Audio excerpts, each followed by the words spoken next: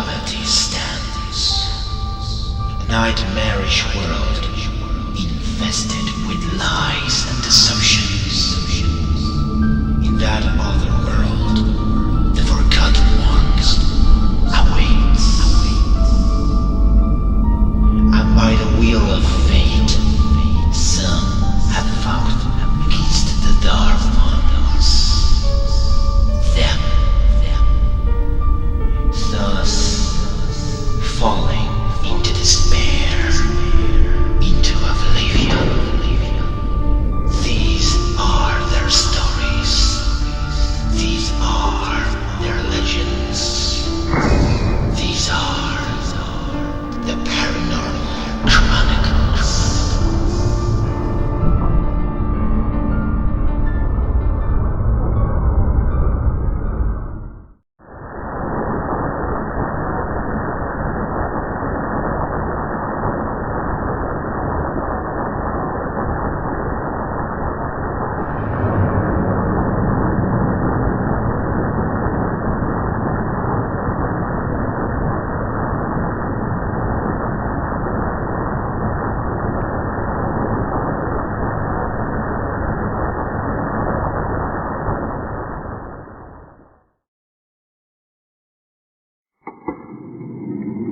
What's left from the world after all we knew is gone?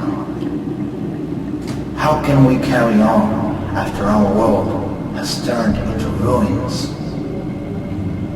Where can we go when there's no place at all? Who would come to our rescue when everyone out there are just corpses without a face? Will be lost in an ocean of old images, drowned by seeing a past that tempts us to have no future at all. Philip, a middle-aged man, a regular guy with a conventional life, a common job, a warm apartment, and the faith in the morrow. Until his world was shaken by the death of his wife, that is. Lost in his personal ocean of memories, Philip was, with his suicidal pose, and the need to silence the voices of yesterday. He would never be strong enough to take away those images from his mind.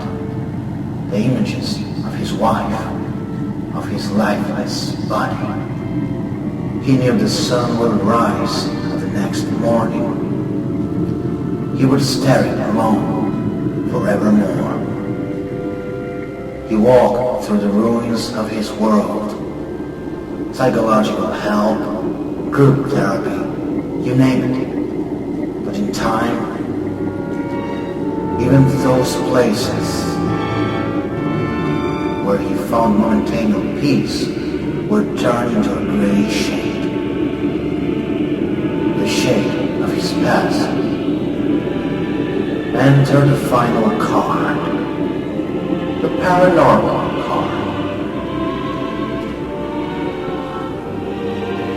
Parapsychologist, overcuts, nothing would be enough until he finally found the one thing he needed. A gateway into the other side.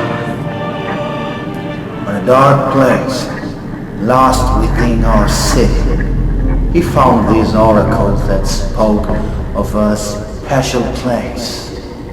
A place in which the dead talks. Where nothing is ever what it seems. If reaching out the dead was the thing he seeked, then that place was the key. But with this information, advice would follow. He wants to find a thing that seeks. That thing would come with a price. A high and unpredictable price.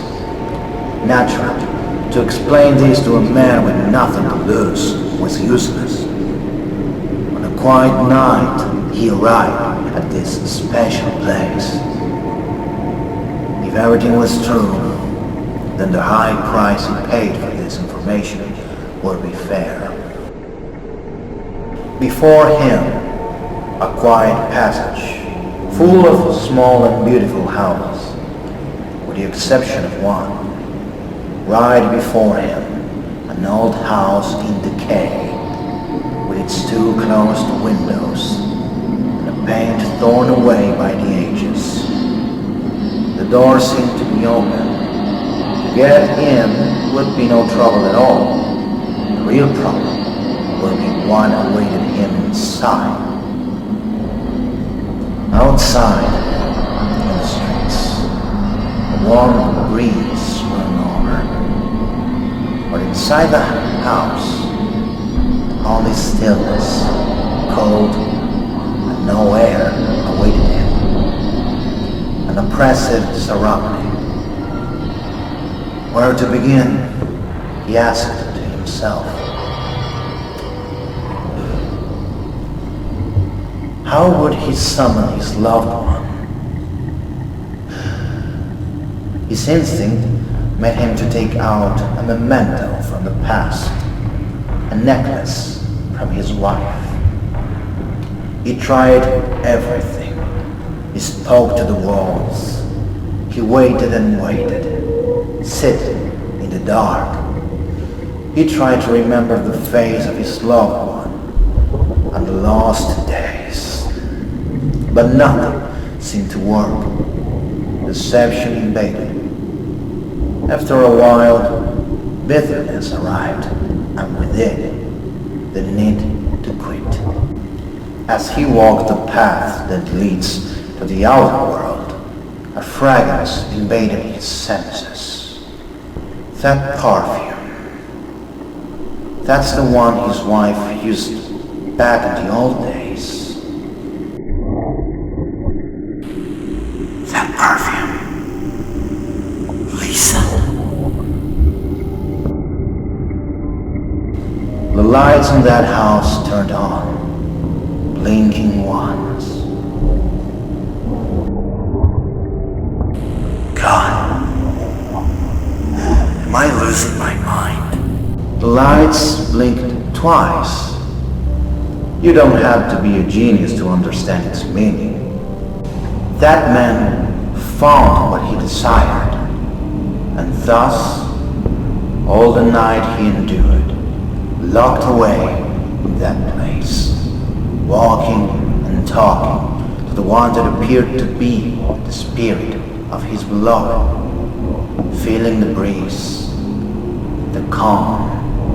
Every question had some sort of answer. In that place, the dead talk, certainly.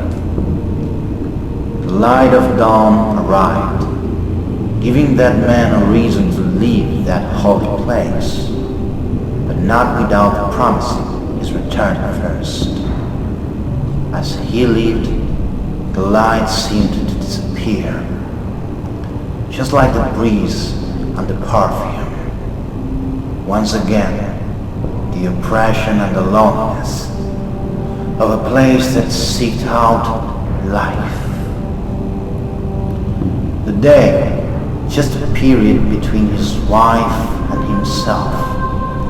His job, the time, just empty hours that would lead into what he wanted the most, the night.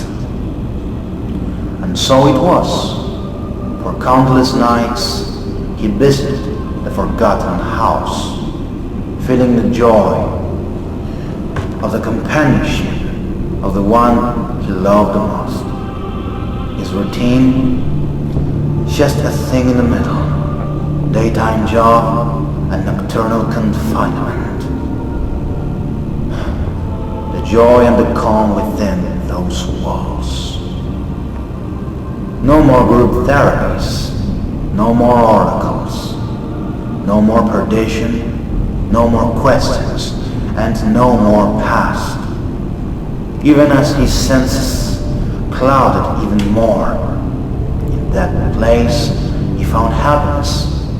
Everything will be fine. But of course, he forgot the fact that in time, he would have to pay a price. At the same time, an odd feeling started to rise inside his. A feeling of guilt. He knew that in that group therapy, many people learned to appreciate him. They were good people. It wasn't fair to disappear from one day to the other, just like that, right? One insignificant afternoon, he returned to that place. He knew that the house was only his personal secret. No one must know, or if they did, he would lose the only place on this world that he could call his own. But either way, he would find an unexpected turn of events on that afternoon. After receiving the greetings from those who believed him to be dead, he saw her. Crimson clothes, long hair, clear eyes, and a melancholy mark on her young face. An expression quietly similar to the one he once had. Fate intervened.